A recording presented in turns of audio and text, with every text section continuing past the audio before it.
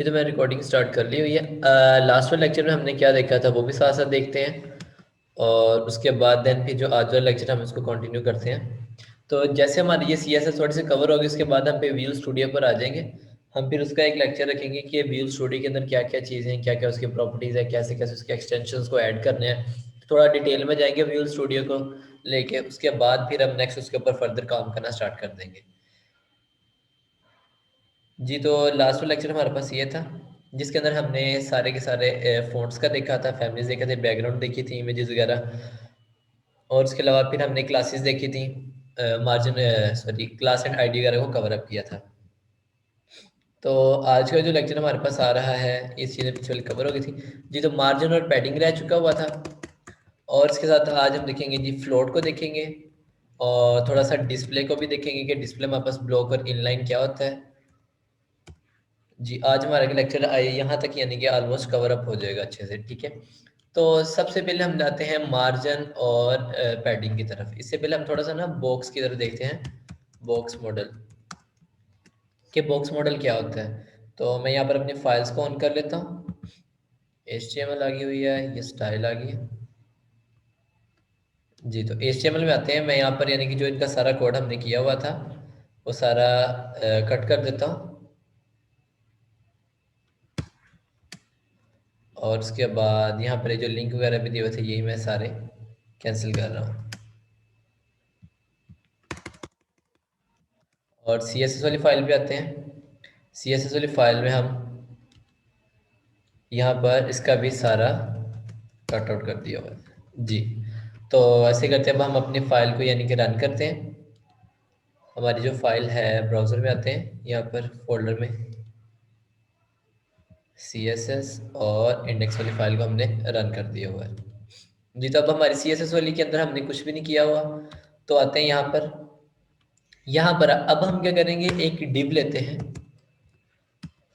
Div, मैंने आपको बताया था कि जो डिव होता है इसका अपना कोई काम नहीं होता है, ठीक है। ये एक तरह का क्या होता है कि हमारे पास ब्लॉक यानी कि ब्लॉक डिस्प्ले होता है, ब्लॉक लाइन, ठीक हो गया। तो इसका मैं अभी नए थोड़ा सा आगे जब हम आ जाएंगे डिस्प्ले पे, तो ब्लॉक लाइन और इनलाइन एलिमेंट यानी कि इनके बारे में हम थोड़ा सा डिस्कस करेंगे।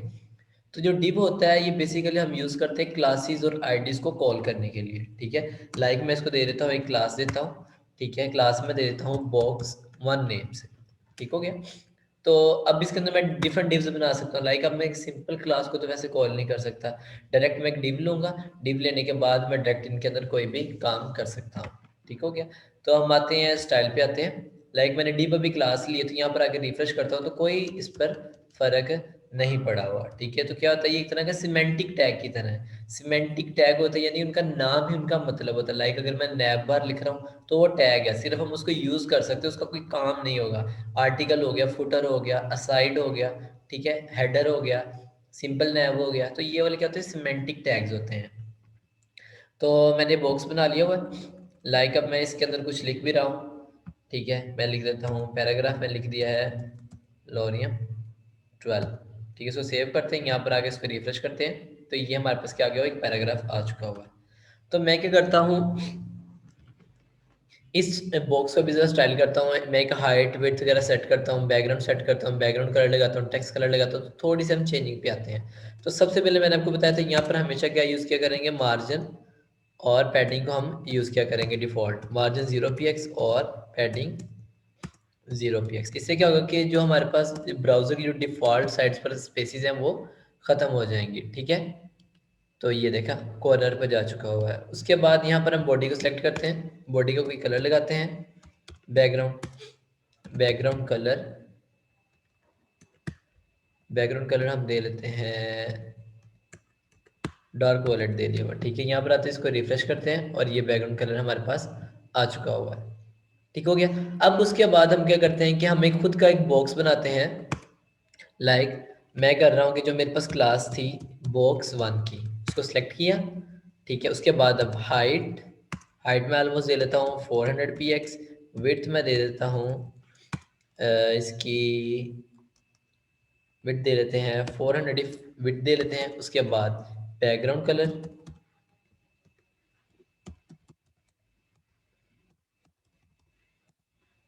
बैकग्राउंड कलर हम दे लेते हैं ऑरेंज, ठीक है। और उसके अलावा टेक्स्ट को कर देते हैं टेक्स्ट अलाइन सेंटर कर देते हैं कि जो हमारा टेक्स्ट है वो बॉक्स के सेंटर में है। जी, इसको सेव करता हूँ। सेव करने के बाद यहाँ पर आके चेक करता हूँ, तो ये देखा जाए तो क्या किया है मैंने, हाइट कितनी दे दी हुई है, 400 दी हुई है, विड्थ कितनी 400, टेक्स्ट लाइन सेंटर किया हुआ है, ठीक हो गया। और टेक्स्ट का कलर भी हम चेंज कर देते हैं, तो कलर कलर मैं दे देता हूँ यहाँ पर रेड, और फॉन्ट साइज इसको दे लेते हैं ऑलमोस्ट 30 px। सेव करते हैं, यहाँ पर आकर रिफ्रेश करते हैं तो ये आ चुका हुआ है। और उसके बाद यहाँ पर हम एक काम और कर लेते हैं, फॉन्ट फैमिली चेंज कर लें ताकि थोड़ी थोड़ी जो प्रॉपर्टीज पीछे हमने रीड की उनको हम रिवाइज कर लें। तो यहाँ पर मैं देता हूँ सेंसिटिव दे लेता हूँ। ओके हो गया जी, तो सेव किए, यहाँ पर आते हैं और रिफ्रेश करते हैं। अब हमारे पास ये तो हो गई था हमारे पास नॉर्मली जो कि हम पीछे कर चुके हुए हैं काम सारे के सारे बाकी लेक्चर्स के अंदर रीड कर चुके हुए हैं। तो हम जरा ना थोड़ा सा बॉक्स मॉडल की तरफ आते हैं। इस पर आकर हम जरा राइट क्लिक करेंगे और आएंगे हम इंस्पेक्ट की तरफ। इंस्पेक्ट पे आते हैं। इंस्पेक्ट पे आएंगे तो जैसे जैसे हम जिन जिन चीज़ों को क्लिक करते जाएंगे वो चीज़ें सेलेक्ट होती जाएंगी। लेफ्ट पोर्शन पे उनकी HTML आएगी, राइट पोर्शन के अंदर यहाँ पर CSS आएगी।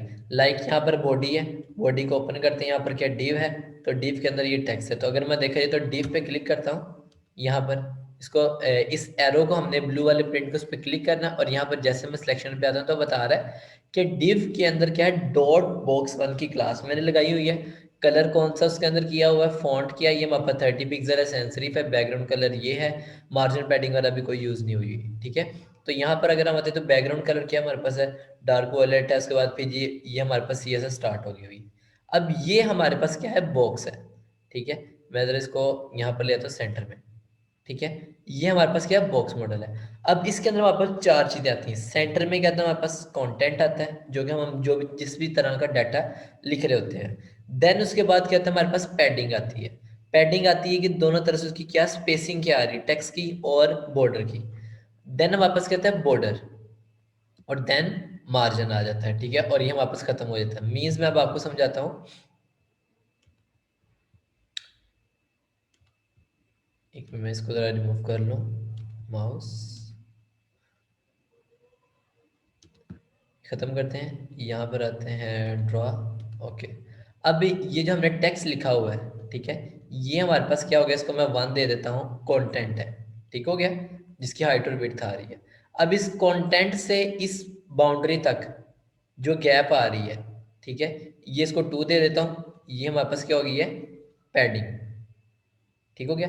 और ये जो चीज कॉर्नर आ रहा है इसका बॉर्डर आ रहा है, ठीक है, ये नंबर 3 आ चुका हुआ है, जो कि बॉक्स मॉडल के अंदर क्या आ रहा है, वापस बॉर्डर आ रहा है। अब ये बॉर्डर वेब पेज से कितना दूर है, टॉप से कितना गैप है, लेफ्ट से कितना गैप है, बॉटम से कितना गैप है, इस ये पॉइंट क्या आती है हमारे पास, .4 मीन्स के मार्जिन, ठीक हो गया।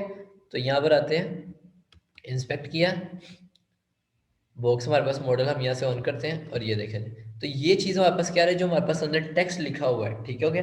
400 इधर 4 मतलब कि 400 हाइट है, 400 विड्थ है, इसके अंदर हमने सारा का सारा कंटेंट लगाया। देन पैडिंग मीन्स के टेक्स्ट की और इस वाले जो बॉर्डर हमारे पास आ रहा है इसके दरमियान जो भी, यानी कि टेक्स्ट जो हमारा कंटेंट है और बॉर्डर, उनके दरमियान जितना गैप हम खुद से क्रिएट करेंगे वो क्या आएगा हमारे पास, पैडिंग आएगा। और देन बॉर्डर, बॉर्डर आ गया आ रहा है इस पूरी डिव का जो आउटर आ रहा है। देन हमारे पास मार्जिन आ रहा है कि ये जो पूरी की पूरी डिव है या पूरे का पूरा हमारे पास जो एक पोर्शन आ रहा है, पैराग्राफ आ रहा है, टेक्स्ट आ रहा है, वो वेब पेज की बाउंड्री से कितना लेफ्ट से या टॉप से या बॉटम से या किस तरह, यानी किसके अंदर गैप्स आ रहे हैं। तो हम इनको ज़रा चेंजिंग करते हैं। लाइक अभी मैं यहाँ पर लिख के थोड़ा चेंज करके दिखाता हूँ। लाइक मैं पैडिंग पे यहाँ पर क्लिक करता हूँ, यहाँ पर डाल देता हूँ 30 px। ओके हो गया। तो और जैसे मैं इस पर क्लिक करूंगा तो वो देखा जाए तो हमारा टेक्स्ट टॉप से डाउन हो चुका हुआ है। लाइक अब मैं थोड़ा सा और करता हूँ, इस पर क्लिक करता हूँ, यहाँ मैं कर देता हूँ 50, और इसका मैंने क्लिक किया है। आपने यहाँ पर गौर करना है, ठीक है। तो देखा जाए, देखिए अभी अभी फ़ौरन नीचे आएगा, और ठीक हो चुका हुआ है। मैं ज़रा इसको रिमूव कर लूँ, यहाँ से अरेज कर दूँ।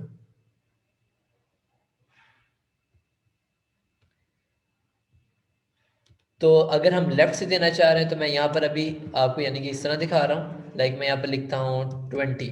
ओके हो गया। तो जैसे इसमें क्लिक करता हूँ तो आप ही चेक कीजिएगा लोरियम का एल यहाँ से कितना गैप आता है उसमें, तो वो इतना थोड़ा सा मूव हो चुका होगा। अगर मैं राइट से देना चाह रहा हूँ तो राइट से भी मैं इसको दे सकता हूँ। लाइक मैं 40 लिख रहा हूँ और यहाँ पर आता हूँ तो राइट साइड से गैप आना स्टार्ट हो जाएगा।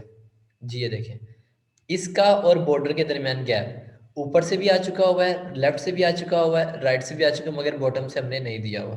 तो ये सेकंड पोर्शन क्या आ गया हुआ है, हमारे पास पैडिंग आ चुका हुआ है। थर्ड पोर्शन हम आते हैं बॉर्डर की तरफ। लाइक मैं बॉर्डर यहाँ पर देता हूँ टॉप से 5 दे देता हूँ, ठीक है। तो आप देखिएगा ऊपर वाली साइड पे हमारे यहाँ पर बॉर्डर का यानी कि डार्क कलर का 5 आ जाएगा।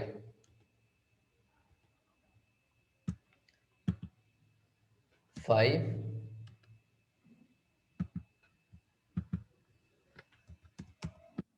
तो यहाँ पर आते हैं। सॉरी ये बॉर्डर हमें शायद वहीं से देना पड़े। अभी यानी कि बॉर्डर को हम चेकआउट करते हैं, उसके बाद हमारे पास नेक्स्ट आता है मार्जिन। मार्जिन आ जाता है कि हमारी इस पूरी की पूरी डिव को आउटर पार्ट से मूव करने के लिए, ठीक हो गया। लाइक आप यहाँ देखिएगा, अगर मैं टॉप से यहाँ से देता हूँ 30 और यहाँ पर आगे मैं इसको सेव करता हूँ, तो ये देखा जाए तो हमारे पास जो डिव थी वो टॉप से डाउन हो चुकी हुई है, ठीक है। ये देखें हमारी डिप टॉप से डाउन हो चुकी हुई है। अगर मैं लेफ्ट से मूव करना चाह रहा हूँ तो मैं क्या करूँगा, लेफ्ट मार्जिन दे लेता हूँ, ठीक है। लाइक मैं देता हूँ 50, तो यहाँ पर आता हूँ तो ये लेफ्ट साइड से बॉर्डर से राइट तरफ मूव हो जाएगी, ठीक हो गया। आप ये देख सकते हैं। तो अब हमारे पास मेन चीज़ हमारे पास क्या थी, मार्जिन और पैडिंग। मार्जिन हमारे पास यूज होता है कि पूरे के पूरी डिव को, मीन्स के पूरे पूरा आपको जो टैग का ओपन आ रहा है, मीन्स के और पेरेंट टैग आ रहा है, उसको मूव करने के लिए लेफ्ट से राइट, टॉप से डाउन, राइट से यानी कि लेफ्ट से राइट की तरफ, बॉटम से टॉप की तरफ, आप इसको यानी कि गैप्स वगैरह दे सकते हैं, मूव कर सकते हैं, ठीक हो गया।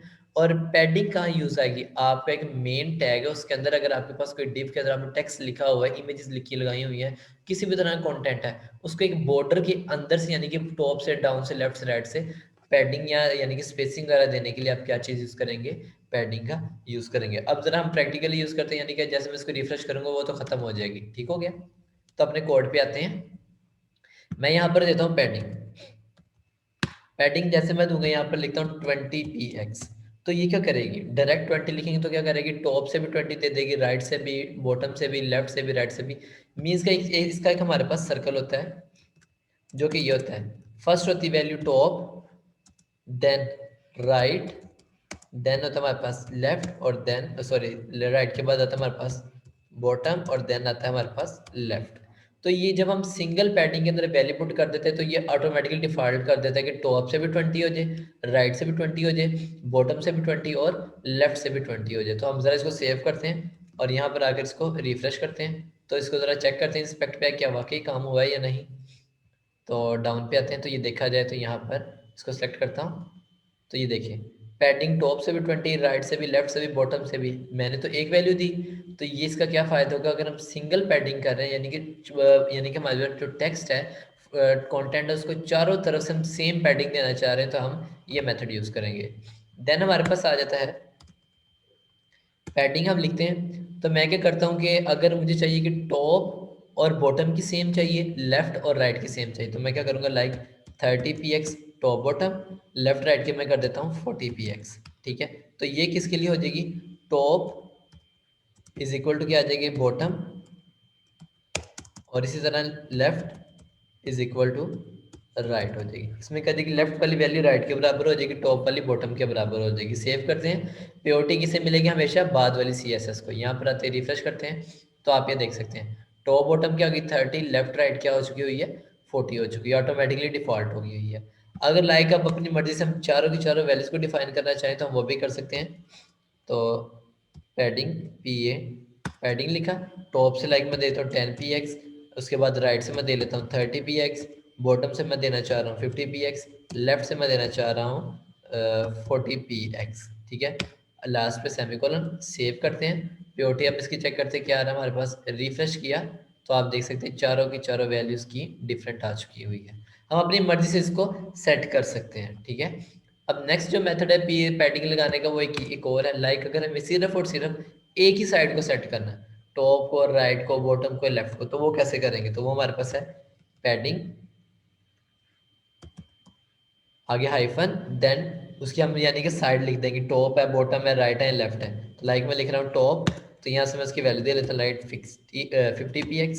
तो ये सिर्फ और सिर्फ किस पे वर्क करेगी, पैडिंग टॉप मीन्स कि टॉप से डाउन करेगी और कहीं से नहीं करेगी। यहाँ पर आते हैं, रिफ्रेश करते हैं, ठीक है, तो ये देखा जाए तो पैडिंग सॉरी सेव नहीं हुआ, सेव करते हैं, सेव करने के बाद यहाँ पर आके इसको रिफ्रेश करते हैं। ये चेंज क्यों नहीं हुई? टॉप से 50 हो चुका हुआ है, बॉटम से 50। ओके ओके, अब इसने क्या किया हुआ कि जो ये हमारे पास लास्ट वाली थी, ठीक है, हमारे पास इसमें कितनी वैल्यूज हमने यहाँ पर डिक्लेयर की हुई हैं, 4 की हुई हैं, ठीक है। 4 में से हमने नीचे एक को चेंज किया, बाकी तीनों को चेंज नहीं किया था, ठीक है। तो उसने क्या कर दिया कि सिर्फ टॉप को चेंज किया था, तो फर्स्ट वाली वैल्यू क्या थी, टॉप थी, टॉप वाले को नीचे प्योरिटी मिली तो वो चेंज होगी, बाकी तीन को प्योरिटी नहीं मिली, हमने वो चेंज नहीं की तो वो डिफॉल्ट नीचे आ चुकी हुई है। मीन्स के राइट 30 है, बॉटम 50 और लेफ्ट 40 है, तो वही हम देख सकते हैं। यहाँ पर अगर हम इसको रिफ्रेश करते हैं, यहाँ पर आते हैं, ये देखा जाए मैंने 50 चेंज की थी, राइट बॉटम और लेफ्ट ऊपर वाली साइड से डिफॉल्ट नीचे आ चुकी हुई थी। इसी तरह हम अपनी मर्जी से इसको यानी कि और भी साइड से दे सकते हैं। पैडिंग लेफ्ट में कर लेता हूँ, लाइक 70 कर देता हूँ। इसको अगर आप यहाँ पर देखेंगे तो सिर्फ पैडिंग टॉप और पैडिंग लेफ्ट चेंज होगी, बाकी नहीं। ये देखिए पैडिंग टॉप और पैडिंग लेफ्ट, ये दो वाली हमारे पास डिफॉल्ट पीछे वाली आ रही, ठीक हो गया। तो पैडिंग क्लियर हो गया, वह तो मार्जिन की तरफ मूव हो। जिसको क्लियर हो गया कोई क्वेश्चन है तो वो क्वेश्चन मेरे से कर सकता है जी।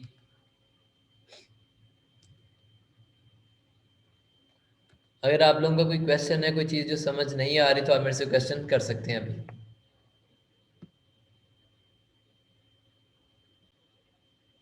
जी क्लियर है तो स्टार्ट करूँ नेक्स्ट।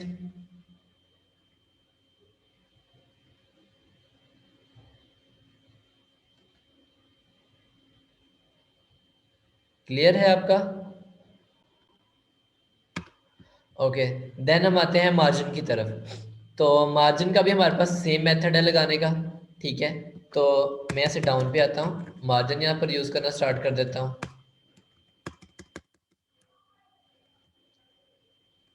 जी, तो मार्जिन में भी डिफ़ॉल्ट हम ऐसे ही 4 वैल्यूज़ लगाते हैं। यहाँ पर मैं लिख देता हूँ मार्जिन को यूज़ कर रहे हैं, ठीक हो गया। तो यहाँ पर हम लिखेंगे मार्जिन। इसी तरह हमारे पास डिफ़ॉल्ट अगर हम करते हैं 30 px, तो क्या करेगा, चारों तरफ से वो ऑटोमेटिकली डिफ़ॉल्ट सेट कर देगा, टॉप से भी, राइट से भी, लेफ्ट से भी, बॉटम से भी। ये देखिए ठीक हो गया। अगर हम इसको यानी कि इसी तरह के दो वैल्यूज पुट करेंगे मार्जिन, तो वो क्या कर देगा, टॉप बॉटम और लेफ्ट राइट इक्वल कर देगा। लाइक मैं 40 पिक्स कर देता हूँ और 30 px कर देता हूँ, तो क्या करेगा, टॉप बॉटम से 40 कर देगा, लेफ्ट राइट से 30 कर देगा। तो ये देखा जाए, अगर मैं इसको चेक करते हैं, इंस्पेक्ट पे आते हैं, इंस्पेक्ट पे आने के बाद हम यहाँ पर बॉक्स मॉडल पे आते हैं, तो यहाँ पर आप देख सकते हैं, इसको सेलेक्ट किया जी, तो टॉप बॉटम से कितने हो गए, 40, लेफ्ट राइट से 30 हो चुका हुआ है। इसी तरह हम इसको एक डिफ़ॉल्ट वैल्यू भी दे सकते हैं, लाइक मार्जिन मुझे लेफ्ट से कितना चाहिए, 20 px चाहिए, 30 px चाहिए, जितना भी चाहिए आप उसको सेट कर सकते हैं। तो मैं ऊपर वाले ज़रा कट कर रहा हूँ, सेव किया, तो ये सिर्फ और सिर्फ मार्जिन लेफ्ट से होगा, टॉप बॉटम से नहीं होगा। तो ये तो था हमारे पास मार्जिन और पैडिंग। अब लास्ट हमारे पास रह गया था बॉर्डर। तो मैं यहाँ पर आता हूँ, बॉर्डर लगाने का तरीका, बॉर्डर लिखा। अब आगे हमारे पास 3 वैल्यूज आती हैं। नंबर 1 आता है साइज, देन उसकी हमारे पास आई थी वैल्यू कि हमें किस तरह का चाहिए, और देन हमारे पास आ जाता है उसका कलर आ जाता है। लाइक मैं चाह रहा हूँ 2px में चाहिए सॉलिड, ठीक है। सॉलिड कलर कौन सा मुझे चाहिए, लाइक मुझे चाहिए वाइट। ओके, मैं इसको सेव करता हूँ, यहाँ पर आकर रिफ्रेश करता हूँ, तो ये वाइट कलर का बॉर्डर आ चुका हुआ है। अब मैं इसको ज़रा इंस्पेक्ट करता हूँ, तो आप यहाँ पर डाउन पे आकर देख सकते हैं, तो यहाँ पर बॉर्डर से डिफ़ॉल्ट बता दिया कि 2-2 पिक्सल का मैंने चारों तरफ लगाया हुआ है, जो कि हमने यहाँ पर किया हुआ है, ठीक है। एक हमारे पास यहाँ पर हम इसकी वैल्यूज़ को इंक्रीज़ करते हैं, यहाँ पर आते हैं, रिफ्रेश करते हैं, तो ये आ चुका हुआ है। अब उसके बाद हमारे पास कुछ यहाँ प्रॉपर्टीज़ आ जाती है, डॉटेड आ जाता है हमारे पास। इसको सेव करते हैं, यहाँ पर आकर रिफ्रेश करते हैं, तो आप ये देख सकते हैं डॉट्स में हमारे पास बॉर्डर आ रहा है। और एक हमारे पास हैश्ड होता है, इस तरह के हमारे पास और भी होते हैं, वो आप सर्च कर लीजिएगा। हैश्ड है या डैश है, इस तरह है, आई थिंक डैश्ड है जी। तो यहाँ पर आते हैं, इसको रिफ्रेश करते हैं, तो ये डैश डैश डैश लगते हुए आ रहे हैं, ठीक हो गया। तो ये तो था हमारे पास, बॉर्डर भी हो चुका हुआ है। नेक्स्ट अब हमारे पास सबसे इंपॉर्टेंट चीज़ आ रही है, फ्लोट, ठीक है। तो मैं ज़रा इसको यानी कि इसके अंदर जितनी हमारे पास टेक्सटिंग वगैरह हमने की है, उसको ज़रा मैं ना कट कर रहा हूँ। एक न्यू डीबी क्रिएट बल्कि कर लेते हैं, उस वाले डिव को हम कमेंट दे देते हैं।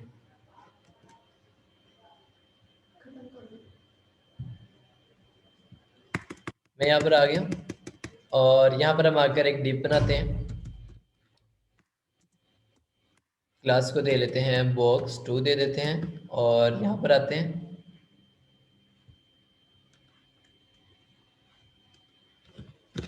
यहाँ पर आके हम बनाते हैं box2 बनाते हैं एक, और मैं साथ ही यहाँ पर डिज़ाइन कर देता हूँ box3 कर देता हूँ। ठीक है, तो मैं एक तरह के अब एक नेबर को थोड़ा सा डिज़ाइन कर रहा हूँ। ठीक है, तो हम देखते हैं कि नेबर हम डिज़ाइन किस तरह कर सकते हैं। लाइक मैं देता हूँ यहाँ पर हाइट हाइट में दे लेता हूँ 60 px, विड्थ में दे लेता हूँ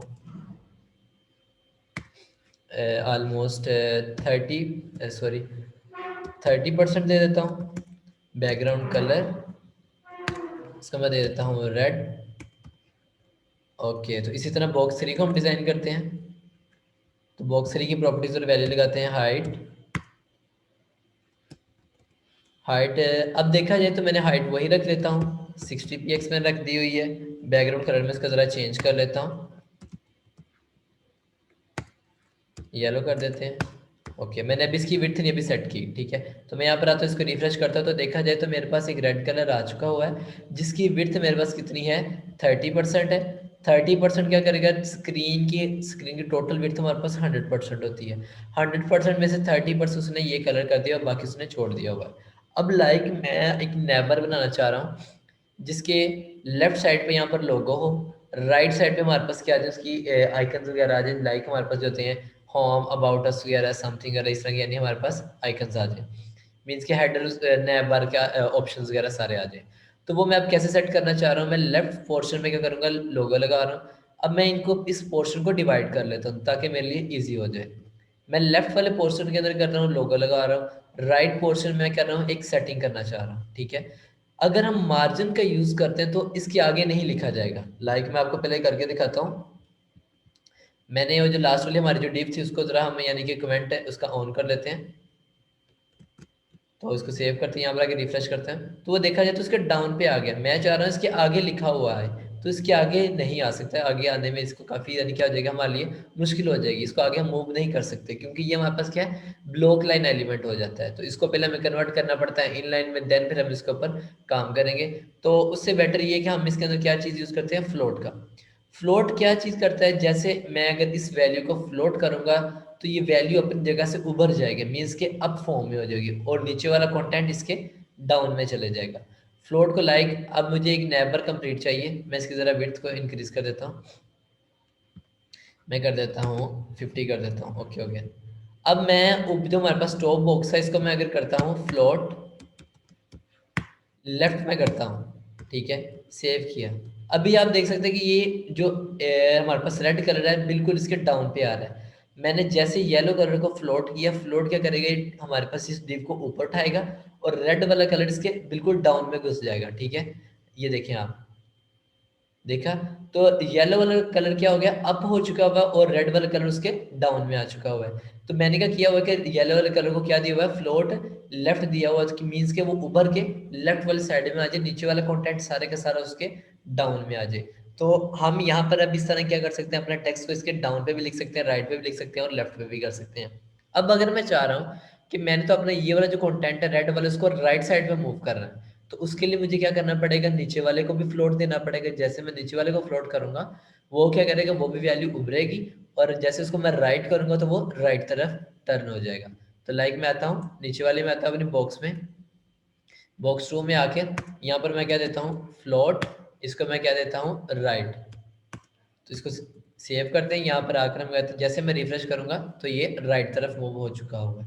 मीन्स के हमें अगर अपनी किसी मार्जिन वाली डिव के आगे काम करना है तो हम उसके लिए क्या चीज़ का यूज़ कर सकते हैं, फ्लोट का यूज़ करेंगे। सोन हम यानी कि फ्लोट के यानी कि हम पोजीशंस का भी यूज़ करेंगे, वो हमारे लिए और आसान काम कर देगा। लेकिन अभी फिल वक्त के लिए हम क्या कर रहे हैं, मार्जिन के साथ हम फ्लोट का यूज़ कर रहे हैं। तो फ्लोट की अगर किसी को कोई समझ नहीं आई तो मेरे से क्वेश्चन करें, मैं इसको ज़रा दोबारा रिवाइज करता हूँ जी। जी क्लियर है क्या, फ्लोट वाला पोर्शन, फ्लोट क्लियर है आप सबको।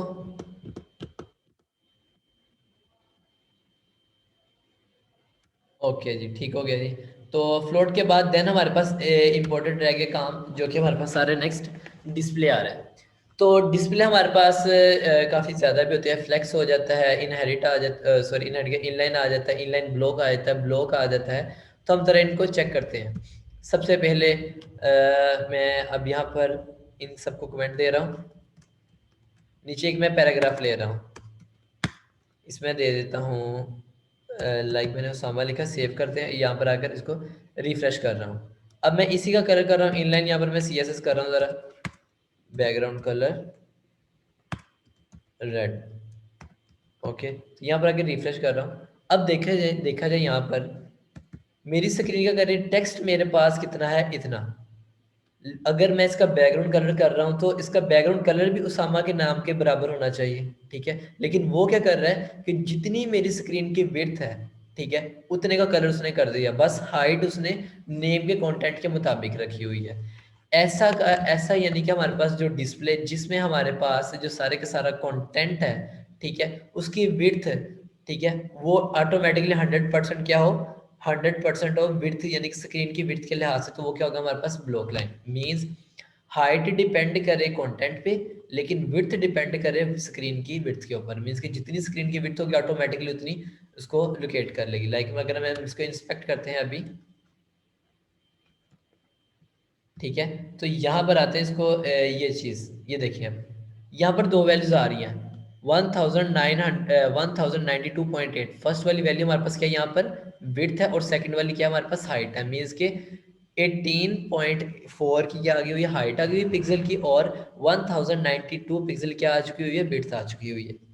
तो जिस कंटेंट की या जिस टैग की जिस यानी कि हमारे पास कंटेंट आ गया, टैग आ गया, एट्रीब्यूट यानी कि जो हमारे पास टैग आ गए, डिव्स आ गए, जिनकी विड्थ यानी कि टोटली डिपेंड हो स्क्रीन के लिहाज से, जितनी स्क्रीन की विड्थ है उतनी उसकी विड्थ हो जाए, तो वो क्या होता है हमारे पास ब्लॉक लाइन, ठीक हो गया। और जो इनलाइन होते हैं, इनलाइन वो होते हैं उनकी विड्थ डिपेंड करती है अपने कंटेंट की विड्थ के लिहाज से। लाइक अगर मैं यहाँ पर एक टैग ऐड कर रहा हूँ, स्पैन टैग लिख रहा हूँ, इसके अंदर मैं लिख देता हूँ ये क्या हमारे पास है, इनलाइन टैग। इसको सेव करते हैं, सेव करने के बाद यहाँ पर आकर मैं रिफ्रेश करता हूँ, तो अगर हम इसका बैकग्राउंड कलर भी देते हैं यहाँ पर, स्टाइल बैकग्राउंड कलर ऑरेंज, इसको सेव किया, और यहाँ पर आके आप देख सकते हो सिर्फ और सिर्फ इसकी विड्थ कितनी हुई है हमारे पास है टेक्स्ट के मुताबिक, ठीक हो गया। अब अगर जिसकी विड्थ हमारे टेक्स्ट के मुताबिक हो वो हमारे पास क्या होता है, इनलाइन एलिमेंट, और जिसकी विड्थ डिपेंड हो हमारी स्क्रीन के लिहाज से, तो वो हमारे पास हो जाती है, वेट,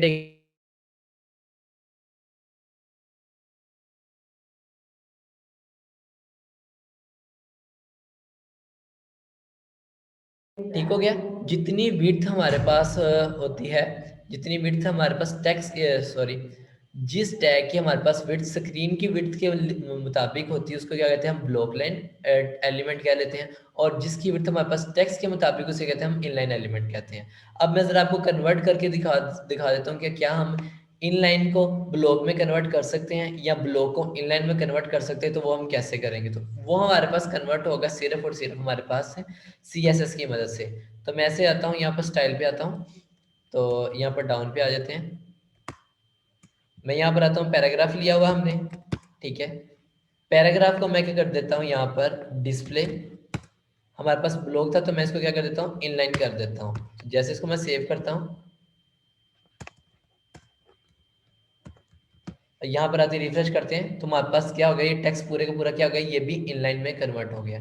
अब इसको यूज करने का क्या मतलब है, बाज दफा हमारे पास नेक्स्ट हम जैसे हम वेबसाइट को कन्वर्ट यानी कि क्रिएट करना स्टार्ट करेंगे, बाज दफा हमारे पास जो H1 टैग है वो भी ब्लॉक लाइन है, हमें उसको इनलाइन में कन्वर्ट करके उसके आगे भी समथिंग टैग्स को यानी कि लिखना पड़ जाता है। तो इसलिए हम क्या करते हैं, हमें टेक्स्ट को कन्वर्ट करना आना चाहिए यानी कि एलिमेंट को। लाइक अगर हमारे पास अब क्या है, स्पैन है, स्पैन को अगर मैं कर देता हूँ डिस्प्ले, ब्लॉक कर देता हूँ, तो ये क्या आ जाएगा हमारे पास, कंप्लीट विड्थ ले लेगा ये, ठीक हो गया, ये आप देख सकते हैं, ठीक है। तो आपको कन्वर्टिंग आनी चाहिए डिस्प्ले ब्लॉक, और हमारे पास डिस्प्ले इनलाइन का आपको पता होना चाहिए। और जो नेक्स्ट हमारे पास डिस्प्ले और भी है, लाइक हमारे पास फ्लेक्स आ रहे हैं, फ्लो रूट आ रहा है, ग्रिड आ रहे हैं, तो ये हम आने वाले लेक्चर्स के अंदर इनको भी अच्छे से कवर अप करेंगे, ठीक हो गया। अगर आप डिस्प्ले खत्म करना चाह रहे हैं, कोई भी डिस्प्ले नहीं लगाना चाह रहे, तो आप यहाँ से डिस्प्ले नन भी कर सकते हैं जी। तो आज का लेक्चर यहाँ पर खत्म होता है। तो अगर आपको लेक्चर में कोई कंफ्यूजन है, कोई क्वेश्चन है, तो आप मेरे से क्वेश्चन कर सकते हैं जी। क्लियर है तो आप ओके का मैसेज करें ताकि हम लेक्चर को यहीं पर बाइंड अप करें। जी क्लियर है?